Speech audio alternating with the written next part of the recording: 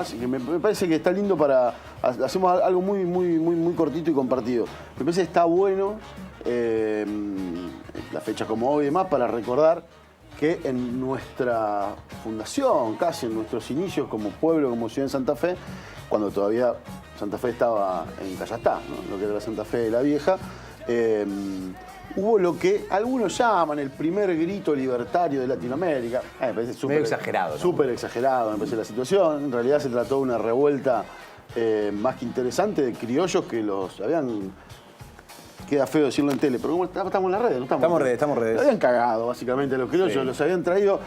Porque hay que entender esto, Santa Fe se fundó en base a españoles y paraguayos. Sí. Tengo que contarle, ¿no? Porque los españoles que ya estaban instalados en donde ahora se conoce a Paraguay y demás, se vinieron con los mancebos, que eran los hijos que tenían los españoles en la tierra, en esta tierra, con las mujeres originarias de la zona.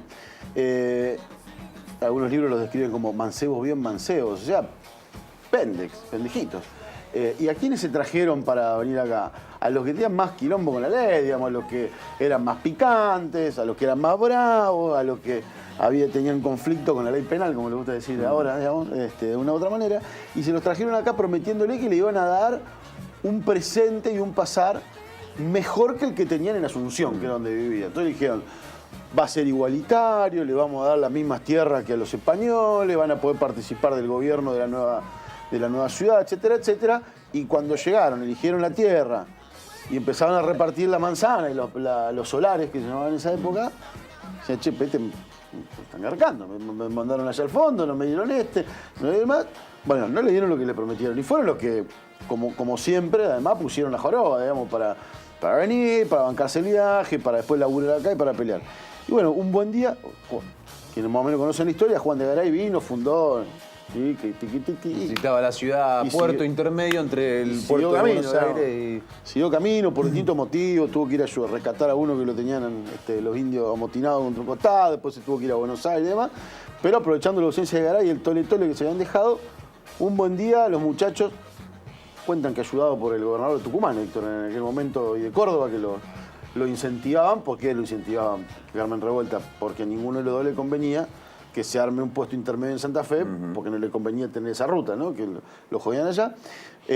Plantaron un día una revuelta y se quedaron con el poder. Tomaron el poder, lo encarcelaron a quienes había dejado Juan de Garay, lo pasaron para el cuarto y se juraron darse un gobierno de criollos.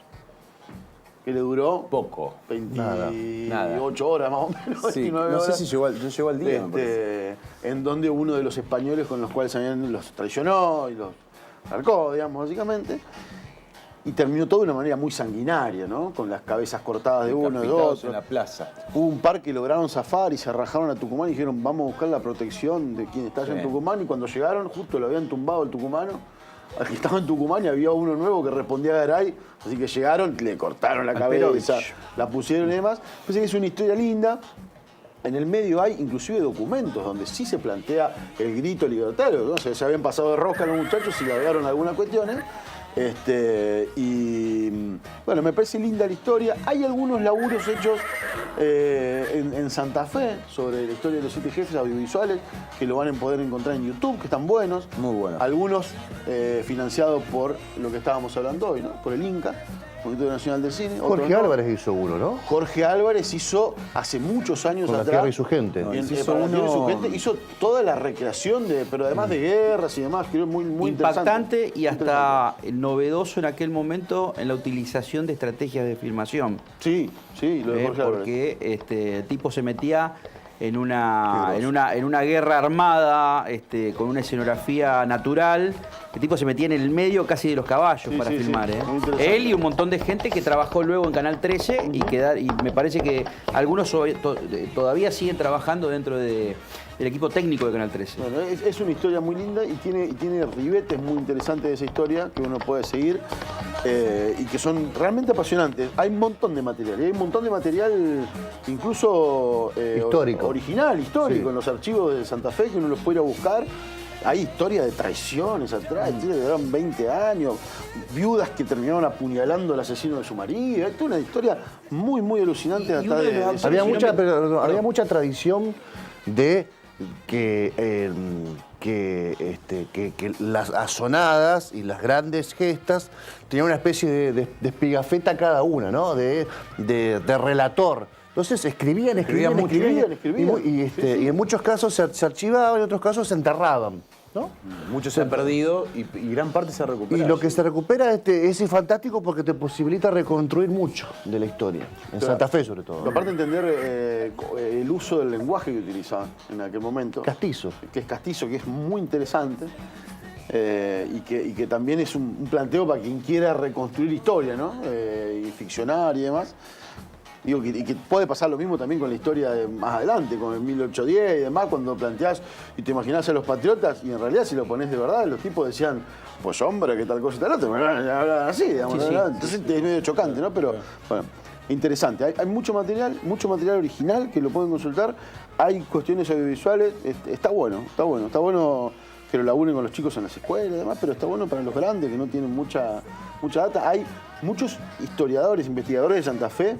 A mí es un tema que me apasiona y tengo mucho material, mucho que tengo que devolver, que me lo prestaron, ya de devolveré. Estamos viendo algunas imágenes. Pero al margen de eso, por ejemplo, hay libros, investigaciones hechas en Santa Fe sobre la evolución de las herencias, de cómo fueron quedando las herencias de los primeros que llegaron a fundar Santa Fe y cómo lo terminaron repartiendo.